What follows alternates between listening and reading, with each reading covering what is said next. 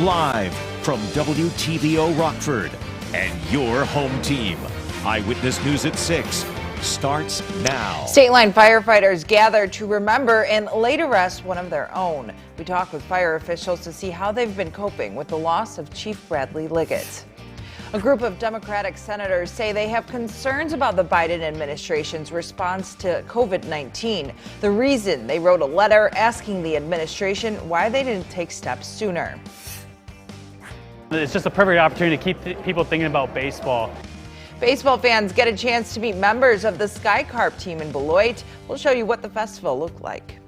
Good evening, I'm Alexis Carpello. This morning, the Central Christian Church in Beloit held Chief Bradley Liggett's visitation and funeral. Stateline members gathered to remember the fallen Freeport Fire Chief. Nicole Delgado was able to talk with some firefighters today to check in how they're doing after this loss. Nicole?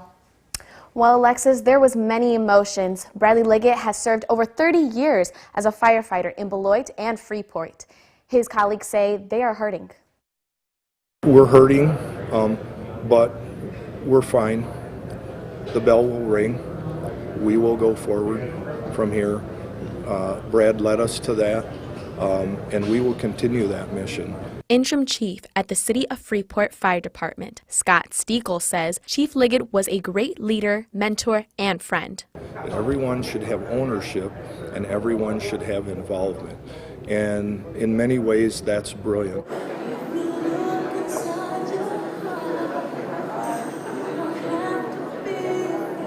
Scott says Chief Liggett touched many lives and left a mark on the fire department. He has become a fabric of this community. If there was an organization out there, he was part of that organization. He really immersed himself in the city of Beloit. City of Beloit Fire Chief Daniel Pease says Chief Liggett was always committed to his family and helping the community in any way he could. Brad was a great man. He's going to be dearly missed by all of us, as a resource, as a friend. Scott also says Chief Liggett has made this department better in every way possible. Our best way to remember Chief Liggett is to get back on the trucks, and when the bell rings, go to those people in need and find our way to helping them with whatever the emergency is. Chief Scott Stiegel at the City of Freeport Fire Department says Chief Liggett will never be forgotten, and when that bell rings, they will be thinking of him. Alexis? All right, thanks, Nicole. No one was hurt from a fire at a Rockford restaurant. It happened around 10:50 last night at the Hooters on Argus Drive. Fire officials say smoke was coming from a wall inside the building. Crews used saws to open up the wall and put out the fire. There's about $5,000 worth of damage. Everyone was able to get out of the restaurant safely. The cause of the fire is still under investigation. Hooters will be closed until repairs are done.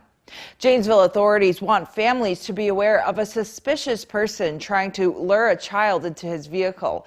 It happened on Friday around 3 in the afternoon on Rockport Road.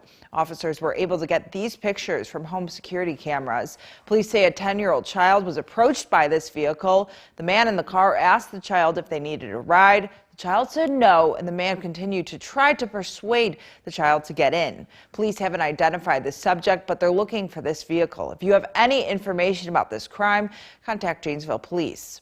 Starting today, private health plans are required to cover the over-the-counter COVID-19 tests. In the meantime, some Democratic lawmakers are frustrated with the Biden administration's pandemic response. Washington correspondent Rashad Hudson has more as he's keeping you connected to the nation's capital.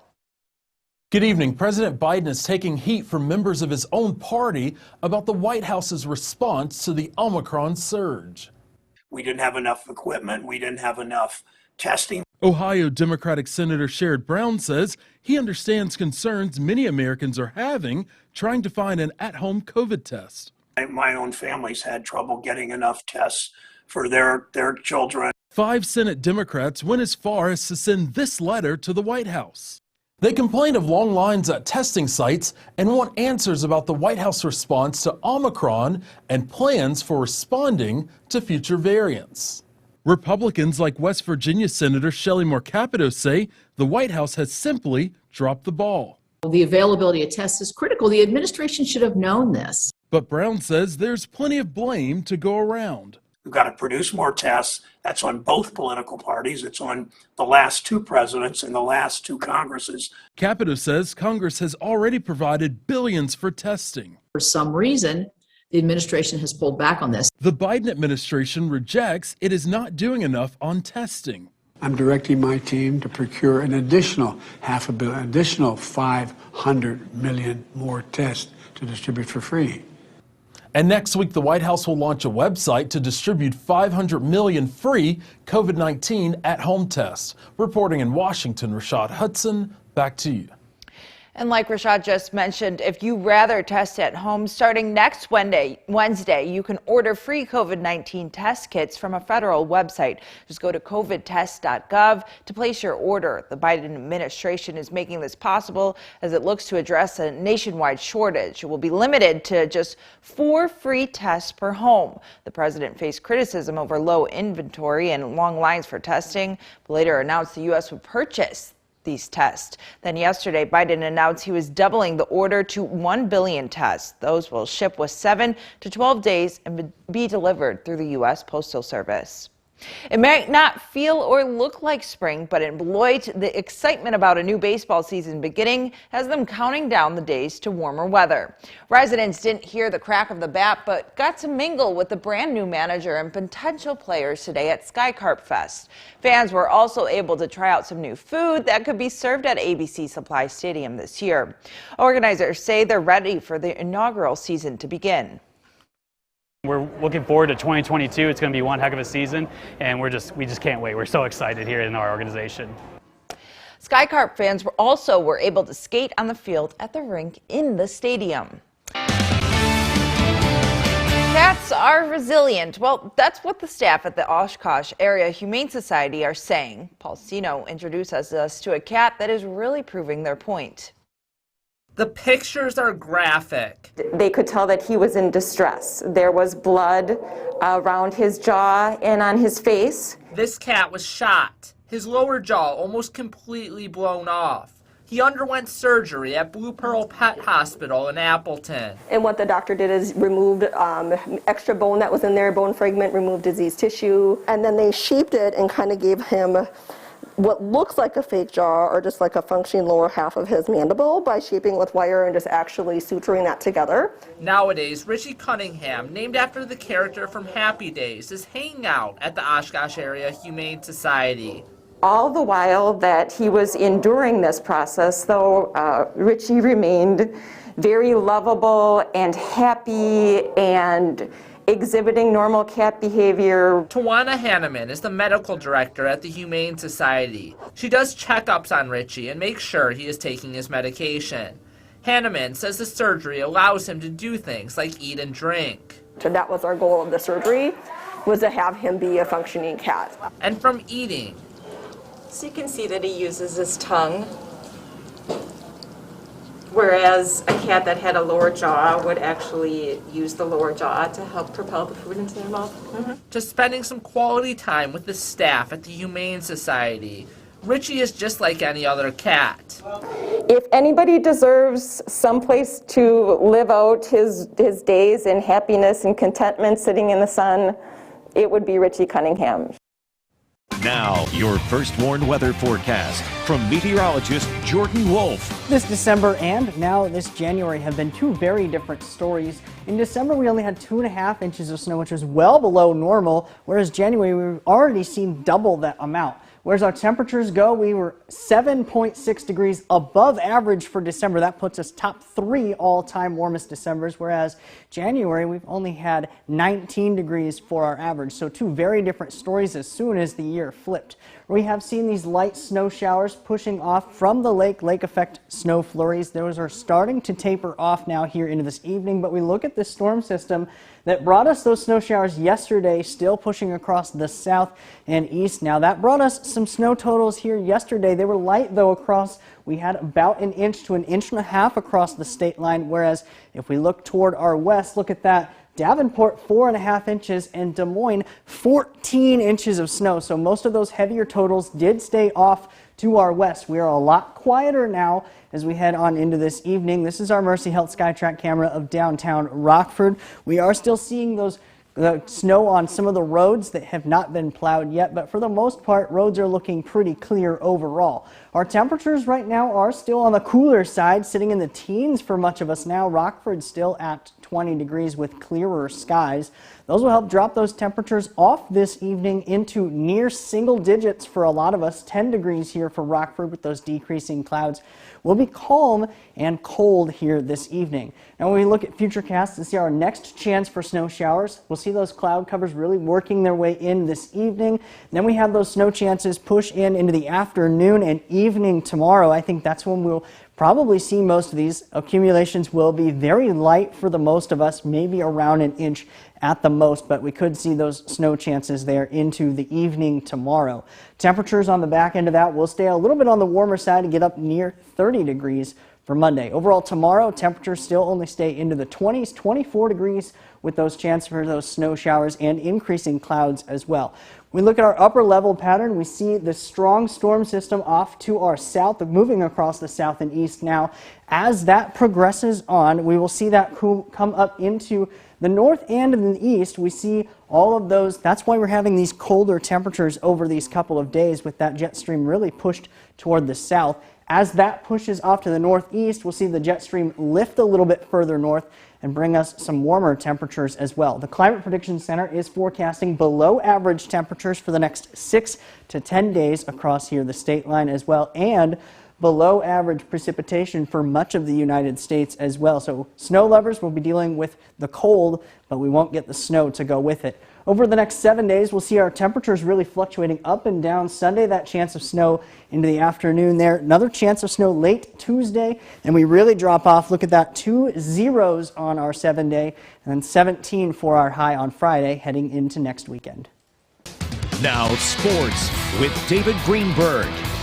Well, a ton of our local high school teams are competing in MLK tournaments throughout the long weekend. The Winnebago girls team hosted today. They're ranked number 1 in the state in Class 2A. We're a perfect 21-0 on the season going into their game. They had a highly anticipated matchup against the number 6 team in the state in Class 3A. The opponent was Peoria Notre Dame, and it was a homecoming for their head coach, Lane Langhoff, who was an Indian standout back in the 90s. His girls came to play. They get the turnover here off a bad pass. Throw it ahead to Caitlin Cassidy. She's got herself a wide-open layup. In the second quarter, Mia Brown started getting going a little bit. Nice step back from about 15 feet. She got a bucket. In the second half, Bago got it to within single digits as Brown finds Renee Rittmeyer in the corner for 3. But just felt like any time they had momentum, the Lady Irish responded. It's the sophomore Maya Wardle. She gives that lead right back. Winnebago suffers their first loss of the season, 57-45. It was a great matchup in Pecatonica as the Indians hosted Galena. Hunter Hoffman wasn't feeling his best, but he was back. And in the third quarter, hitting that floater from inside the paint. Here it's Hoffman again, drives, tries to draw the foul, no call, but hits the shot anyways, though, for 2. And he'll do it again off the turnover, a little head fake, and he goes coast to coast. That gave Peck a 4-point lead. But Galena kept fighting back. Parker Studman drives, strong take, lays it up and in. Now it's Ethan Heffel. He'll go baseline, pull up from about 12 feet, and connect. Galena wins a close one, 54-51. At Jefferson, the Guilford Vikings were the home team against Chicago Bogan. Got to give a little shout out to this man here. I promised I'd get him on air. Future Viking in the building. Guilford in transition, Mackay Dolby up ahead to Brennan Gray. He finishes that up and under. And it's Demarion Price beating his man. The running floater is up and good. Brennan Gray had a great game. He splits the defenders here on his way to the rack and gets the finger roll to go. And it's the sophomore Malachi Johnson spotting up from the corner right in front of the camera, and he adds 3 more. Guilford went on to win this one. Hononegah is also hosting an MLK tournament. The Indians open against Normal West this afternoon. Indians feed the ball inside here to Braden Savitsky-Lynn. Uses his upper body strength and scores. Savitsky-Lynn working again inside. Hits his spinning hook shot. He scored 16. Hononegah's other post player, Dominic Camiso, going to hit the short jumper in the lane. Then it's Cole Warren, the point guard, firing a 3-pointer, but Hononegah lost to Normal West 54-49. At NIU, the Huskies played their first home game since December 1st because of COVID cancellations. They hosted Eastern Michigan in a MAC game. Keyshawn Williams here had a big day off the bench for the Huskies, banking in a 2 off the window. Williams scored 18. Williams again on the fast break, takes it all the way and scores despite the foul. Williams again beating his man off the dribble, flips it up, and gets the friendly roll. And Anthony Crump connects from deep. He had 10. Back to Williams, who beats the shot clock for 3. Rashawn Burno's guys get the win over Eastern Michigan, 77-70. As you saw earlier in the news, the Beloit Sky Carp held their Fan Fest this afternoon at ABC Supply Stadium. In addition to all the fun, the fans got to meet the new manager, Jorge Hernandez. He's been promoted from the Marlins low-class A team in Jupiter, Florida. Told us he's looking forward to running the Sky Carp this season. Oh, I'm very excited. This is a great town for baseball, and I'm looking forward to come here this summer and bring a great group of kids to come over here and compete, and hopefully we have a great season. The Ice Hogs have been red hot as of late. Tonight they're hosting the Cleveland Monsters. They're back in the first quarter at the BMO. Meanwhile, the Blackhawks are at home. Puck drop set for 7:30 against the Anaheim Ducks. Jordan's back with one last look at our forecast. Jordan, in the break, Alexis was joking. We got a big snowstorm on the way. I don't think that's coming tonight. Nah, we do have some snow flurries that might move through during the day tomorrow. Our First Warn interactive radar from Rockford Auto Glass just showing some lake effect snow flurries there off to our north. Through the next rest of the week, our high temperatures are really going to be fluctuating. We're going to be below average for a couple days, then back near or above average, and then really taking down toward the weekend. And we look at those as far as numbers go. We're going to see those in the 30s for Monday and Tuesday. Chance of snow late into the day tomorrow, then again late Tuesday evening. And really cold, 10 degrees on Thursday for our high, 17 on Friday. A couple of zeros on there for our overnight lows Wednesday into Thursday and into Friday. And then Saturday we get clouds that return, potentially another system looking into next weekend. But overall, very cold heading into the end of the week. Yeah, very chilly. Thanks, Jordan. And thanks for making us your home team. Have a great night.